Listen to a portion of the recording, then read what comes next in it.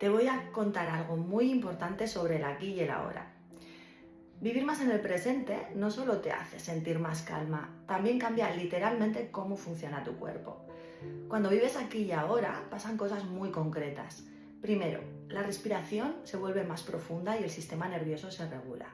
Segundo, baja la producción de cortisol, la hormona del estrés.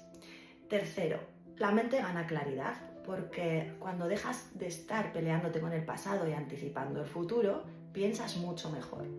Cuarto, el cuerpo sale del modo alerta constante. Y quinto, sientes más el cuerpo y eso te da algo muy importante.